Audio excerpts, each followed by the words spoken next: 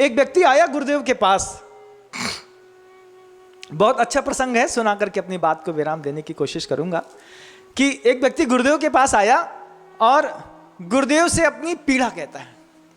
गुरुदेव से अपने क्या कहता है, आचार्य जी अकेले बात करनी है।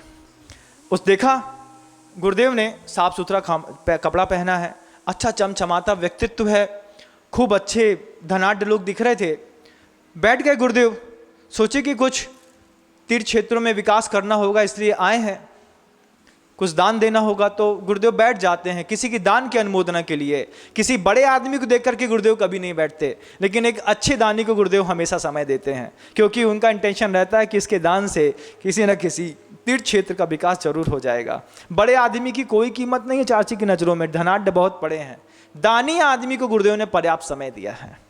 तो वो व्यक्ति आया, गुरुदेव ने देखा, कभी गच्चा खा जाते हैं गहरी और गंभीर आंखें भी, गच्चा खा गए गुरुदेव, कहते हैं बैठ गए, बोले हाँ महाराज एक पीड़ा है। क्या पीड़ा है? पीड़ा ये है कि हमारे पास अकूत संपत्ति है, अकूत, खूब बड़ी बड़ी मकान हैं, फैक्ट्रियां हैं, बिल्डिंग हैं, पैसा है, हीरा मोती सोने चांदी सब है, फिर लेकिन महाराज मेरा ऐसा स्वभाव है कि मेरा दान देने का बिल्कुल भी मन नहीं करता। कहता है व्यक्ति, देखो कैसे कैसे प्रश्न उठते हैं गुरुदेव के सामने, और गुरुदेव उसका क्या जवाब देते हैं। दान देने का बिल्कुल भी मन नहीं करता महाराज मेरा, और फिर और क्या बोले, और महाराज मेरा दान देने का एक फूटी कौड़ी दान करने का मन नहीं करता, और मेरे पूजा करने के खूब भाव होते हैं। तो गुरुदेव ने कहा तो कर लो पूजा। बोले कैसे कर ले महाराज, पूजा करने के लिए भी तो द्रव्य का दान देना पड़ता है। जब चावल दाल कुछ खरीदेंगे, चावल खरीदेंगे, छिटके खरीदेंगे, बर्तन खरीदेंगे, चढ़ाएंगे, उसमें भी पैसा लगता है, इतना भी देने का मेरा मन नहीं करता, लेकिन मैं चाहता हूं कि मैं भगवान की पूजा करूं। अब आप कोई उपाय बताओ कि मैं भगवान की पूजा भी कर लूं और मेरा एक फूटी कौड़ी भी खर्च ना हो। अब आप बताओ क्या उपाय है आपके पास कोई उपाय? कोई उपाय नहीं है। गुरुदेव ने उपाय दे दिया उसको। गुरुदेव बैठ गए। गुरुदेव कैसे हैं? गुरुदेव के साथ वो आचार्यों के एक महान गुण है, क्या? प्रागेव दृष्टोत्तर है। कोई प्रश्न पूछे इसके पहले गुरुदेव के दिमाग में उत्तर खड़ा मिलता है। जैसे एक अंतस्प्रेरणा आत्मा कहती है इस शब्द का ये उत्तर है। आचार्य सिंह ने 5 सेकंड नहीं लगाया और उस व्यक्ति से कहते हैं तो एक काम करो कि तुम जो है भाव पूजा शुरू कर दो। भाव पूजा? हाँ, भाव पूजा में तो कोई द्रव्य नहीं लगता ना। हाँ, भाव पूजा करो, लेकिन ऐसा नहीं करना। कैसी करना है? हम जैसी बोलते हैं वैसे करना। कैसी पूजा करनी है बताओ? गुरुदेव बोल आप बता दीजिए। हाँ, तो ऐसा करना है कि आंख बंद करके बैठ जाना है, क्योंकि तुमसे द्रव्य का दान तो होता नहीं है, तो आंख बंद करके भाव पूजा करो। लेकिन पहले एक सोने का बहुत बड़ा मंदिर बनाओ। कल्पना में क्या करो? सोने का बहुत बड़ा मंदिर बनाओ, फिर उसमें रत्न जड़ित हीरे मोती माणिक पन्ने लटकती हुई ऐसी एक बहुत भव्यतम बेदी के ऊपर बिल्कुल शुद्ध मूंगा की अच्छी बड़ी कितनी 9 हाथ ऊंची एक पद्मासन प्रतिमा बनाओ तुम लोग अपने अपने आंख में। बनाई महाराज? बना तो रहे हैं।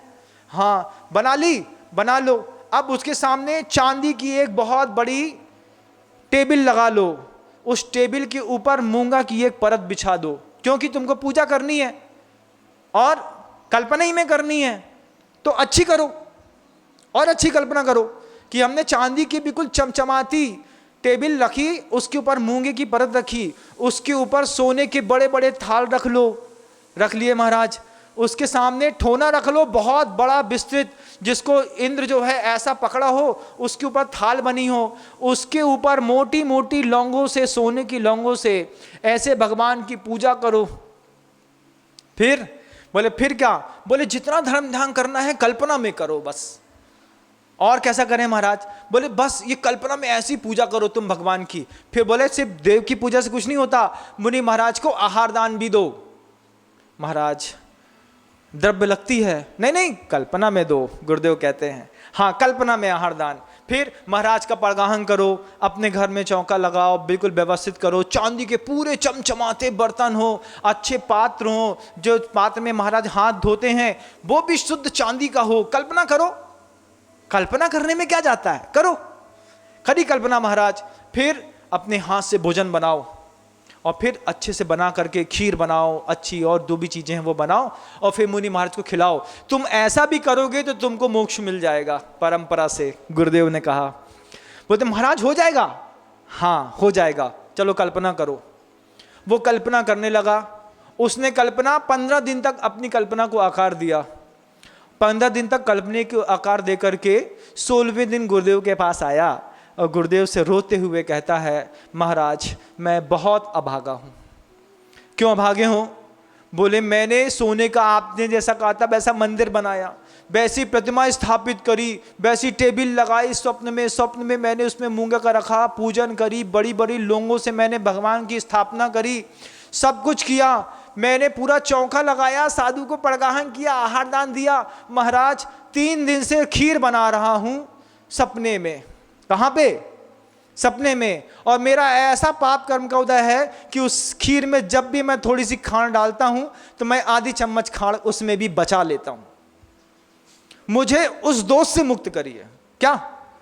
कल्पना की खांड है, कल्पना की खीर है, उस कल्पना की खीर में भी आपकी देने की आत्मा की परिणाम शक्ति में उसमें भी कंजूसी काम कर रही है। तब गुरुदेव ने कहा कि ये कंजूसी अंतर्मन तक, जैसे हड्डी का बुखार होता है ना तो हड्डी तक पहुंच जाता है, ऐसे अंतर्मन तक पहुंच गई है। अब तुम बाहर से दान देना शुरू करो, नहीं तो तुम्हारी नरक गति निश्चित है। फिर उसकी चेतना जागृत हुई और चंदगिरी में ऐसे कुछ लोगों ने आकर के अपने जीवन की शेष जो कमाई थी गुरुदेव के चरणों में चढ़ा करके और संलेखना ग्रहण करके वहां से निकल गए।